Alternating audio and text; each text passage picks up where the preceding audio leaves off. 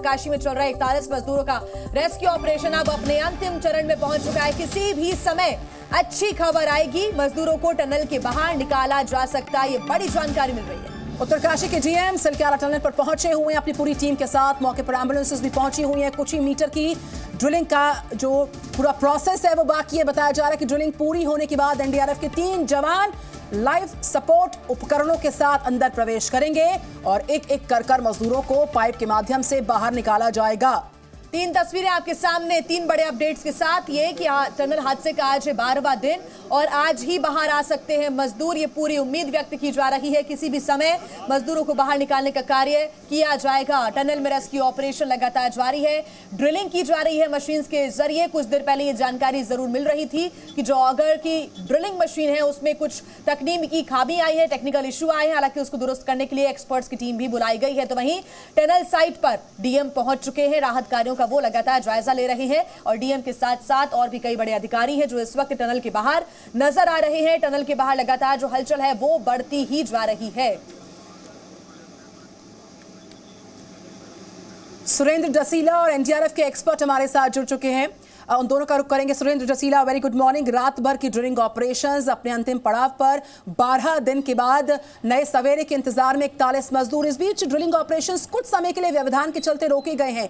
क्या इनपुट्स, क्या details Silkyara tunnel मामले पर? देखिए निधि, बिल्कुल जो तमाम रेस्क्यू ऑपरेशन हैं वो जारी हैं और सबकी कोशिश यही है कि अगले कुछ समय में इन मज़दूरों को निकाला जा सके। देखिए कल रात जो हडल्स आए थे उसमें बड़ी जो लोहे की सरिया थी वो मशीन के सामने आई थी और उसको काटने की कोशिश की गई मैनुअल तरीके से। वो काम पूरा हो गया, लेकिन उसके बाद कुछ बता रहे हैं कि कुछ टेक्निकल खामियां हैं जिनको दुरुस्त किया जा रहा है और हो सकता है कि ये इनके ठीक होते ही अगले कुछ घंटों में ये ऑपरेशन फिर से शुरू होगा। हालांकि बहुत ज़्यादा हद तक, अगर ये कहूँ कि करीब 85 से 90% तक काम हो चुका है, थोड़ा काम रह चुका है। जनरल वीके सिंह जो केंद्रीय मंत्री हैं वो थोड़ी देर में चिन्यालीसौड़ पहुँचेंगे। उत्तराखंड के मुख्यमंत्री उत्तरकाशी में कल रात से मौजूद हैं। इस टनल से जब मजदूरों को निकाला जाएगा तो उसके बाद के प्लान के बारे में भी आपको बता दूं कि इस वक्त जहां पर मैं मौजूद हूं, देखिए ये सामुदायिक स्वास्थ्य केंद्र है जिसे 41 बेड का स्पेशल वार्ड यहां पर बनाया गया है। आईटीबीपी के तमाम जवान आपको दिखेंगे। बाहरी लोगों का प्रवेश इसमें बंद किया गया है। मजदूरों को यहां लाया जाएगा। तमाम डॉक्टर्स की टीम यहां पर मौजूद है, सर्जन, इसके अलावा एनेस्थेटिक हों, फिर कार्डियो से रिलेटेड डॉक्टर हों, मनोवैज्ञानिक हों, वो सारे डॉक्टर यहाँ पर मौजूद हैं और जिस तरह की कंडीशन होगी तमाम मजदूरों की उसी तरीके से उनका ट्रीटमेंट होगा। सबसे बड़ी बात निधि, इस पूरे रेस्क्यू ऑपरेशन में ये भी है कि टनल के भीतर एक टेम्परेचर सेट है, बाहर टेम्परेचर अलग है, तो उनकी बॉडी किस तरीके से इस टेम्परेचर के साथ एक्लिमेटाइज करेगी, इसको लेकर भी डॉक्टर्स की नज़र है निधि। बिल्कुल, और इसी वजह से जो मेडिकल सहायता है वो बहुत जरूरी हो जाती है, जिसके लिए तमाम इंतजाम भी किए गए हैं। सामुदायिक स्वास्थ्य केंद्र की तस्वीरें आप देख रहे थे, हमारे सहयोगी सुरेंद्र डसीला आपको वो तस्वीरें दिखा रहे थे। यही वो स्थान है जहां पर मजदूरों को लाया जाएगा, फर्स्ट एड उन्हें दिया जाएगा। मेडिकल सहायता के लिए टनल के बाहर भी कई इंतजाम किए गए हैं। हमारे साथ एनडीआरएफ के एक्सपर्ट सुरेंद्र डसीला नहीं, माफ कीजिएगा, पीके मिश्रा जी हमारे साथ जुड़े हुए हैं। पीके मिश्रा जी, स्वागत है आपका जी न्यूज पर। और पीके मिश्रा जी, लगातार आप इसके पहले भी हम तक जानकारी पहुंचा चुके हैं कि आखिर ये तमाम जो ऑपरेशंस होते हैं वो बहुत जटिल होते हैं, इनको कैसे अंजाम तक पहुंचाया जाता है। सुबह से हम लगातार ये तस्वीरें देख रहे हैं कि जल्द से जल्द 41 मजदूर आज बाहर निकल आएंगे, लेकिन अब कुछ खामियां यहां पर, टेक्निकल इश्यूज आ रहे हैं। जटिलता हम समझते हैं इस ऑपरेशन की, लेकिन उम्मीद भी यहां पर बहुत ज्यादा है। इस पूरे ऑपरेशन को सर आप कैसे देखते हैं? देखिए निधि, मैं बड़ा क्लियरली बताना चाहता हूं। मैं कल सुबह से इसके ऊपर नजर रखा हूं, मिनट टू मिनट खबर रखा हूं जी, क्योंकि मैं एनडीआरएफ के साथ काम किया। मेरा पहला बटालियन एनडीआरएफ का मैं बनाया था। लेकिन ये जो है, कल हम रात को 9 बजे और 10 बजे शायद हम सोचे कि 1 घंटे के अंदर मजदूरों को निकाला जा सकता है और हम बहुत उत्फुल्ल थे और उनके जो रिश्तेदार थे उन लोगों से बात भी हो रहा था। लेकिन 2 चीज उसमें आया, खामियां जो आया, एक तो 4 सरिया आया, जो अगर मशीन के सामने 4 सरिया आया तो अगर मशीन जो है टेक्निकली काम करना बंद कर दिया तो उसको जो है मैनुअली एनडीआरएफ के जवान अंदर जा करके मैनुअली उसका जो है मशीन में चारों के चारों सरिया को काटे।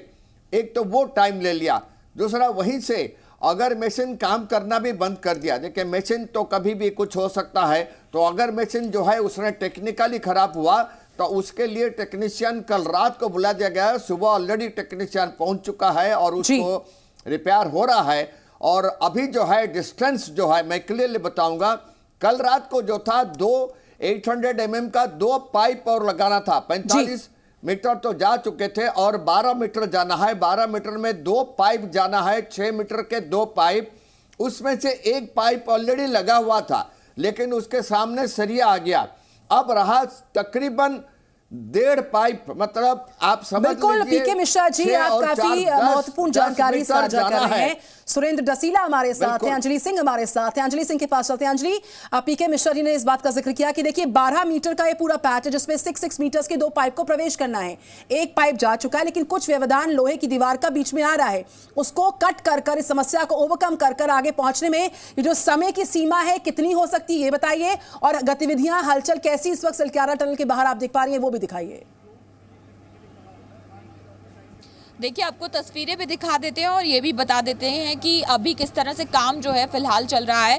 तो रेस्क्यू ऑपरेशन के तहत जिस तरह से पाइप्स जो हैं वो डालने का काम चल रहा था, तो अभी की आप तस्वीरें देखेंगे फिलहाल जो सुरक्षा कर्मी है वो यहाँ मौजूद है, एनडीआरएफ एसडीआरएफ की टीम्स भी यहाँ पर मौजूद हैं। लेकिन जो आयरन रॉड्स बीच में आ गए थे जब पाइप डालने का काम किया जा रहा था, तो गैस कटर के जरिए जो एनडीआरएफ के जवान हैं वो अंदर गए उस एस्केप टनल के अंदर और उसको एक एक करके, चूंकि गैस कटर के जरिए उस आयरन रॉड को काटना आसान काम नहीं होता, काफ़ी चैलेंजिंग है। अंदर ऑक्सीजन की भी कमी होती है, आप एक टनल के अंदर हैं, 800 mm के एक पाइप के अंदर हैं और उसके साथ हीट भी जनरेट होती है, तो आपको थोड़ा सा काम करके फिर वापस आना पड़ता है, तो इसमें लंबा समय लग जाता है। तकरीबन 4 से 5 आयरन रॉड्स जो हैं वो बताई जा रही हैं।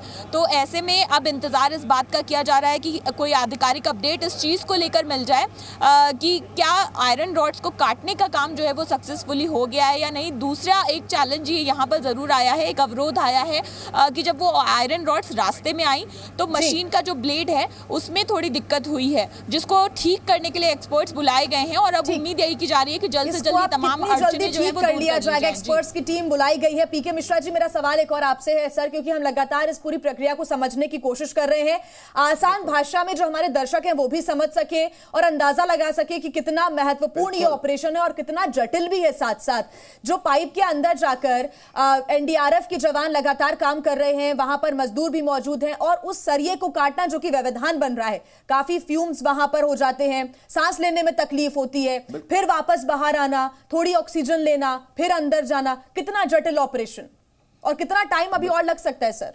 बिल्कुल, ये देखिए अभी जो है मैं क्लियरली बता रहा हूं कि हमारे जो एनडीआरएफ के जवान हैं ये बहुत एक्सपर्ट हैं, वो अपना जान दे देंगे लेकिन देश के लिए वो काम करते रहेंगे। ये जो 4 सरिया आया, उन्होंने ऑलरेडी, क्योंकि उन्होंने गैस कटर लेकर के और जो ब्रीदिंग अपैरेटस लेकर के पाइप के अंदर गए और जहां तक मेरे को पता लगा कि चारों के चारों जो सरिया है वो ऑलरेडी काट चुके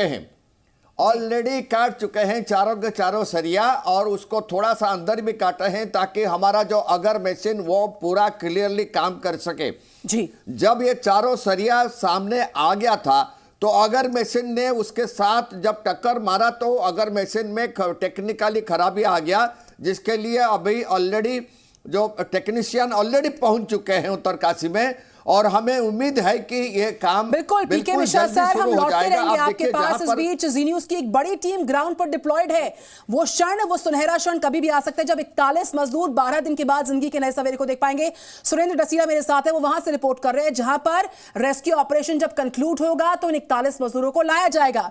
सुरेंद्र, ये बताइए, जानकारी तो ये भी मिल रही है कि अगर जरूरत पड़ती है तो इन 41 मजदूरों को, अगर इनकी कंडीशन क्रिटिकल होती है, इनको एयरलिफ्ट किया जा सकता है। तैयारियां वहां पर भी बहुत ज्यादा है। 41 बेड का अस्थायी अस्पताल तैयार किया गया है, तमाम तरह के लाइफ सपोर्ट सिस्टम्स को दुरुस्त किया गया है। व्यवस्थाएं दिखाइए भी और बताइए भी विस्तार के साथ जहां से आप रिपोर्ट कर रहे हैं सुरेंद्र।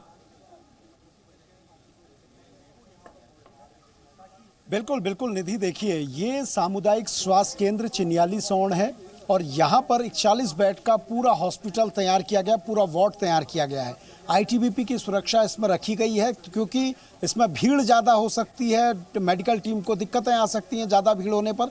तो इसलिए तमाम जो टीमें हैं यहाँ से अंदर का प्रवेश केवल उन्हीं लोगों का है जो या तो हॉस्पिटल के मरीज हैं या फिर उनके तीमारदार हैं या ड्यूटी में तैनात लोग हैं। इसके अलावा और किसी को यहाँ से प्रवेश नहीं है। अंदर 41 बेड का एक वार्ड तैयार किया गया है जिसमें तमाम इक्विपमेंट लगाए गए हैं। डॉक्टर्स की टीम देहरादून, टिहरी और अन्य जनपदों से बुलाई गई है। देखिए, जब टनल में 12 दिन तक कोई रहा हो उसके बाद बाहर निकले तो सबसे पहले ज़रूरत है कि मेंटल स्टेटस क्या है, मेंटल हेल्थ कैसी है, इसके लिए मनोचिकित्सक बुलाए गए हैं। इसके अलावा एनेस्थेटिक हो, सर्जन हो, फिजिशियन हो, कार्डियो एक्सपर्ट हों, ये सारे लोग डॉक्टर्स यहाँ बुलाए गए हैं। बिल्कुल, ये लोग चेक करेंगे कि इन पेशेंट्स की, इन तमाम जो रेस्क्यू किए हुए लोगों की स्थिति क्या है।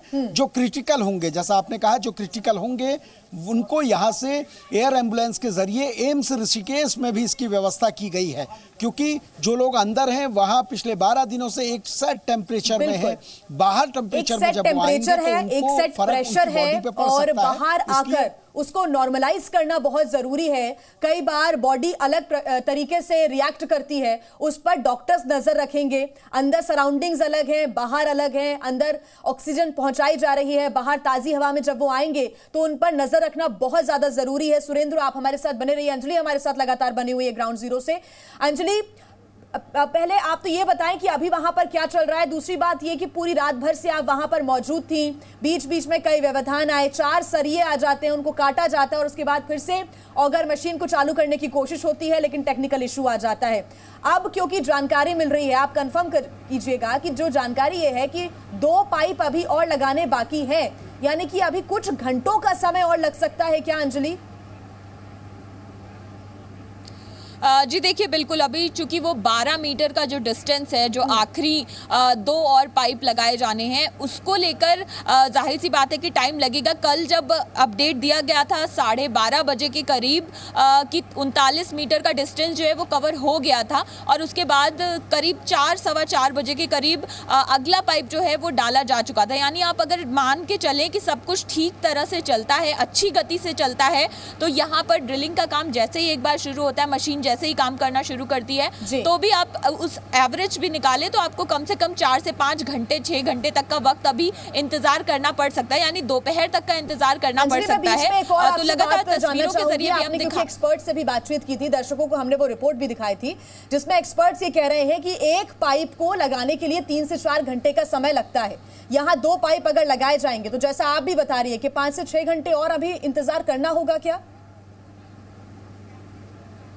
बिल्कुल यही बात मैं आपको बता रही थी कि तकरीबन इतना टाइम लग जाएगा। ये जो अमेरिकन ऑगर मशीन है, इसकी जो आइडल स्पीड है वो 5 मीटर पर आवर की है, लेकिन जो अभी तक यहाँ पर जिस तरह से ड्रिलिंग के बाद देखने को मिला है तो 1 से 2 मीटर पर आवर ये ड्रिल कर पा रही है। हालांकि कल काफ़ी अच्छी स्पीड जो है अभी तक के मुकाबले, बीते दिनों के मुकाबले मिली थी कल जो पाइप डाले गए। तो ऐसे में उम्मीद इसीलिए लगाई जा रही थी कि अगले जो कल अपडेट दिया गया कि शायद देर रात तक अच्छी खबर आ जाएगी, लेकिन ऐसे में आपको यहाँ हम तैयारियां भी दिखा रहे हैं कि किस तरह से, देखिए टीमें जो हैं अलर्ट पर हैं। एनडीआरएफ की टीम आप देखेंगे, ये वही टीम है, तकरीबन 15 लोगों की एक टीम जो रात में अंदर गई थी, जिन्होंने पूरी कोशिश, अपनी पूरी कोशिश की और वो जो सरिया वहां पर बीच में आ रहे हैं वो व्यवधान खत्म करने की भी पूरी कोशिश की है। और यहाँ पर टीम लगातार, एनडीआरएफ की जो ड्रिल है वो भी चल रही है, उनके सारे इक्विपमेंट्स यहाँ पर मौजूद हैं। इसके साथ जो मशीनें बैकअप के लिए मंगाई गई हैं वो यहाँ पर हैं। जेसीबी के जरिए लगातार जो यहाँ से रास्ता है उसको समतल किया जा रहा है, बीच में से पत्थर मलबा सब हटाया जा रहा है ताकि एक बार जब रेस्क्यू ऑपरेशन कंप्लीट हो तो लोगों को यहाँ से फौरन एम्बुलेंस के जरिए अस्पताल पहुँचाया जाए, जहाँ पर उनको प्राइमरी एड दिया जाए, जहाँ पर उनको सारी जो प्राइमरी रिक्वायरमेंट्स हैं, जो प्रोटोकॉल हैं वो पूरे किए जाएं। तो ये तमाम तैयारियां भी यहाँ पर अंजलि सिंह, काफी बड़े इनपुट्स आप ग्राउंड से साझा कर रही हैं। दिन भर रात भर जी न्यूज की टीम बीते 11 दिन से ग्राउंड पर डिप्लॉयड है, हर तस्वीर पर नजर हमारी लगातार है। हमारे साथ चूंकि एनडीआरएफ एक्सपर्ट पीके मिश्रा है। सर, इन ब्रीफ संक्षेप में मैं चाहूंगी आपको जवाब लेना। इस बीच ब्रेकिंग न्यूज मिल रही है, उत्तरकाशी से सुरंग में रेस्क्यू ऑपरेशन तेजी के साथ आगे बढ़ते हुए मौके पर पहुंचे पीएमओ के पूर्व सलाहकार। ब्रेकिंग इनपुट, सिलक्यारा सुरंग पहुंचे भास्कर कुलबे।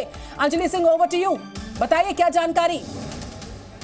भास्कर खुलबे पहुंचे हैं सिलक्यारा जी देखिए, भास्कर खुलबे जब से उन्होंने इस पूरे रेस्क्यू ऑपरेशन की कमान संभाली और हमने खुद ये देखा है, ये महसूस किया है कि किस तरह से एक गति जो है वो पकड़ी है इस पूरे रेस्क्यू ऑपरेशन ने। यहाँ से हम तस्वीरें भी दिखा रहे हैं कि किस तरह से अधिकारियों का आना जो है वो लगातार यहाँ पर जारी है। और पीएमओ की जो टीम आई थी उसके बाद इन्होंने पूरा साइट का मुआयना किया था। तो वहाँ पर जो पीएमओ के सचिव आए थे, डिप्टी सेक्रेटरी आए थे, उसके साथ भास्कर खुलबे जो एक्स एडवाइजर हैं पीएमओ, ये तब इनकी टीम आने के बाद जब ये पूरा प्लान जो है 6 विकल्प बनाए गए, ये उसके बाद बनाए गए और तेजी से हर प्लान पे काम हो ये भी निर्णय लिया गया। सुरंग की ओर की भी तस्वीरें आपको दिखा देते हैं जहां पर लगातार जिला प्रशासन से जुड़े लोगों के समेत सभी एक्सपर्ट्स भी जो हैं वो लगातार इस साइट को विजिट कर रहे हैं और आपको तस्वीरों में भी दिखाई दे जाएंगे अभी लोग जो यहाँ पर साइट पर पहुंचे हैं। तो ये वो एक्सपर्ट्स की टीम है जिसकी तस्वीरें दिखा रही हैं। यहाँ पर हलचल कभी बहुत ज्यादा बढ़ जाती है, यहाँ पर एम्बुलेंस का आना शुरू हो जाता है और लगातार तेजी देखने को मिल रही है। लगातार आप तस्वीरें हम तक पहुंचाते रहिएगा। पीके मिश्रा जी हमारे साथ जुड़े हुए हैं, एनडीआरएफ के एक्सपर्ट है। सुरेंद्र दसीला भी हमें लगातार जानकारी दे रहे हैं। अंजलि, आप ग्राउंड से हमारे साथ लगातार जुड़े हुए रहिए, आपसे आगे अपडेट्स हम लेते रहेंगे। जी न्यूज़।